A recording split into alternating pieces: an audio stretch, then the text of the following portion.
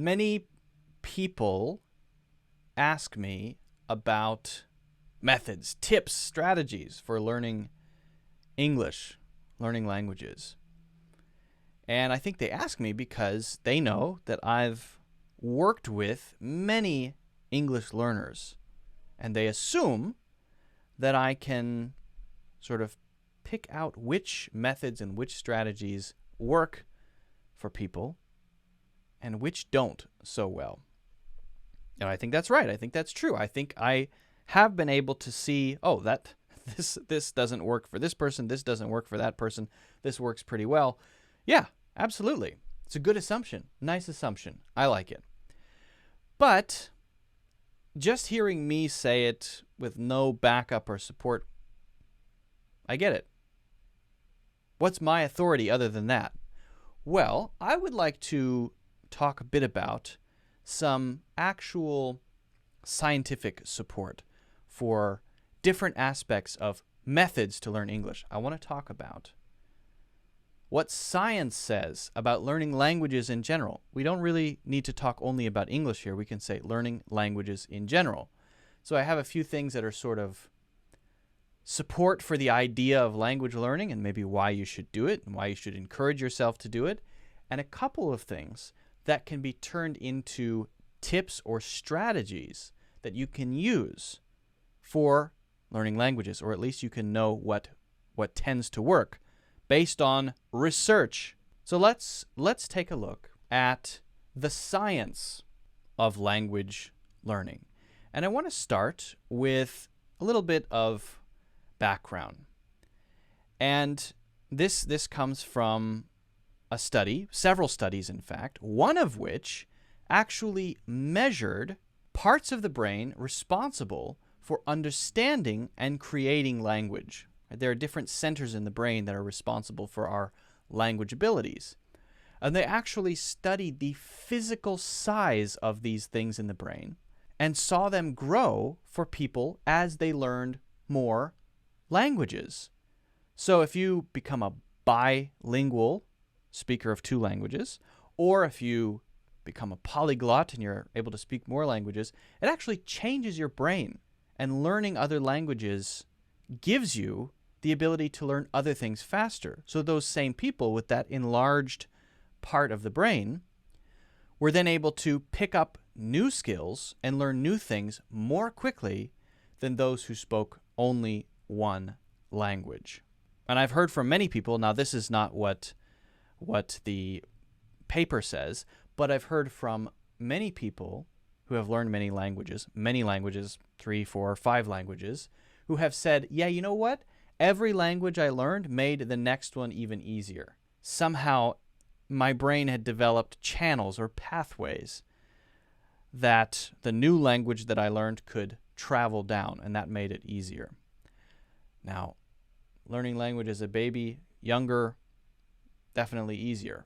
But you can still learn as an adult. Many people do, and you can learn to a very high level. Now, what about age? What about how old we get? Does that affect it? Well, there is some evidence to say, yes, the older you get, the harder it is to learn a language. If you're learning from age 0 and you learn 3 languages from age 0, you're very likely, if you have regular exposure to all of those languages, to become fluent, totally fluent, like a native speaker, native in those languages. Babies and little kids are geniuses at learning languages. They soak it up. But adults struggle with it. It gets harder and harder as we grow older, right? Our brain structures are already kind of set in our language pattern. But that doesn't mean that it's not possible. In fact, many people can reach a very high level of fluency, even if they start learning a language after age 20. And so what that means is there's really nothing that's preventing you, nothing that's stopping you, no matter what your age is, nothing built into your brain that prevents you from becoming fluent. And so what some people are beginning to realize is it's not only that babies are better at learning languages and little kids are better at learning languages because their brains are magical. They're kind of magical. They're very plastic and they can bend and learn things, absorb very quickly. But think about the lifestyle and the attitude of a baby. Babies just explore their environment. What's this? What's this? What's this? And point at things and throw things and lick things, right? And also, they're not learning it because they're deciding, oh, I'm going to budget 3 hours for learning languages today. They're learning to communicate with everyone around them. It's a necessity. It's one of the highest priorities. Not for them, but it just happens to be the thing that they need to do as they develop. It's the only thing on the menu, really, in terms of serious skills that they're learning. But adults over age 20, we have jobs, we have families, we have tennis practice. I mean, whatever it is that takes up your time. It's not just that your brain is broken and you can't learn because there's just a bunch of rocks in there. It's that your lifestyle is much different than the lifestyle of a baby, and that prevents you from learning. So what the paper I read shows is that while that is a factor, having a baby's brain, you can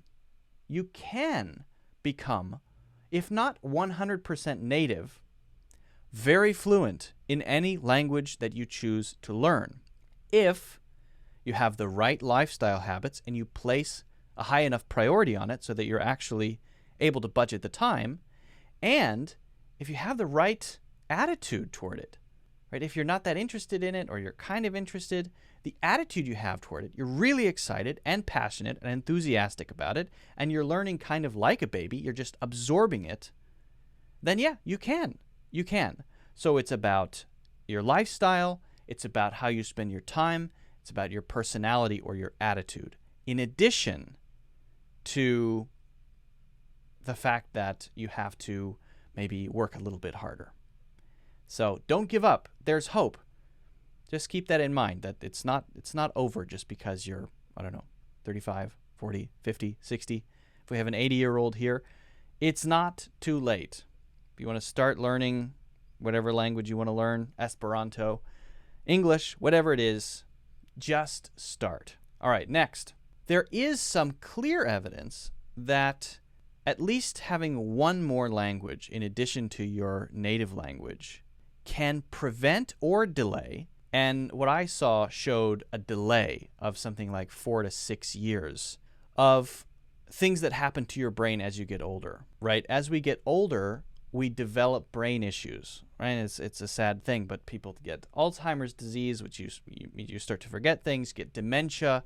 These are issues in the brain that begin to develop as we age, right? And it showed that those who speak 2 languages, 3 languages, 4 languages, have a much lower risk of these brain issues, right? So better memory, better ability to retain things and keep your mental sharpness as you get older. Now, for many of you watching, you might think, I'm not 80 years old. What do I care?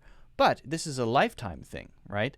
So over your lifetime, picking up a new language and maybe doing it in a relaxed way, building it into your lifestyle, can actually improve your long-term health, or at least your lifespan, and prevent these illnesses. So I think it's a pretty good case for developing new language skills, and a good case for making it part of your lifestyle rather than this urgent thing that I do every Monday for 30 minutes, right? Maybe instead start reading books in English. Start simple, start with something you can understand, and then get a little bit harder. Build on it. Watch TV shows in English. After you watch with subtitles for a while, remove the subtitles.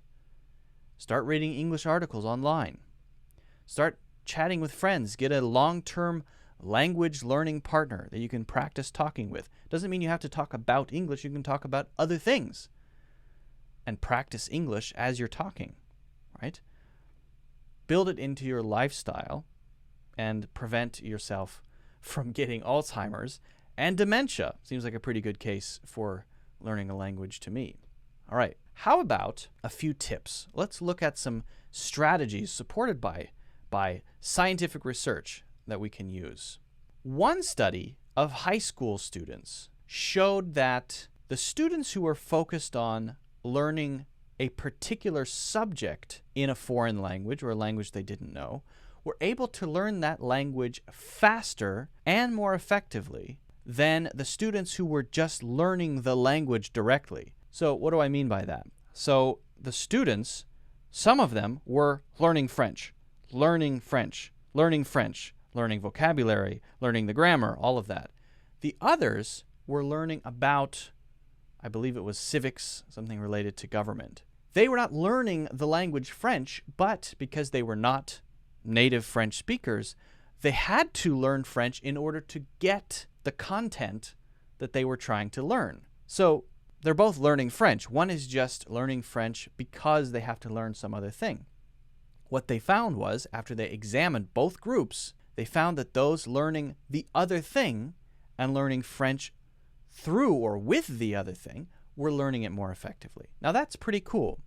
It's unfortunate for me as an English teacher. That means you guys shouldn't be watching this. You shouldn't watch any of my other videos, right? But I shouldn't be telling you this. But it does make a case for the lifestyle part. Are you interested in UFC? Okay, go listen to the Joe Rogan podcast. Listen to the UFC episodes of the Joe Rogan podcast. Are you interested in business? Okay, go read some books about business. Go read Blue Ocean Strategy or something like that. Read about something. Listen to something you're interested in. Don't just listen to English, right? Don't just listen to things like what you're listening to now. We're talking about English, right? Listen to something that interests you. Read something that interests you. Learn something that interests you. And you're going to learn the English you need, or whatever language you're learning. You're going to learn that by the way, and more effectively. And I think perhaps the most important thing, it's going to keep your energy, your passion, and your enthusiasm up. It's that attitude thing. It's those people who are able to maintain a good attitude toward learning, to not give up, to continue because they like it. I like this. I'm interested in this subject, in this topic. That's what keeps you going. Not, oh, I must learn language. I must learn English for 30 minutes a day. That is you forcing yourself to do something. And those are the things that you're most likely to give up on. Okay? So find something that you're interested in and make that the window into the language. Last one, flashcards. Now, we have to be careful about this one, but it has been shown that what is called spaced repetition is effective for memorization. What is spaced repetition? Well, it's basically flashcards. It doesn't have to be in the form of flashcards, but cards with a word on it, maybe a definition on the back, maybe it's your language on the back, whatever it is. But it's important that it's done in the right way. Spaced repetition means you see a new word, and then later that word is brought up at a different time. It's not like, oh, let me count 10 cards and that will be the next one. It has to be either more random or spaced in a particular way so that just as you start to forget it, oh, you remember it again. And just as you start to forget it, boop, you remember it again. And if it's done at the right interval, is the word, at the right interval, then you're more likely to remember that word. Now, the problem with this is usage. So I'm all on board with memorizing. That's great.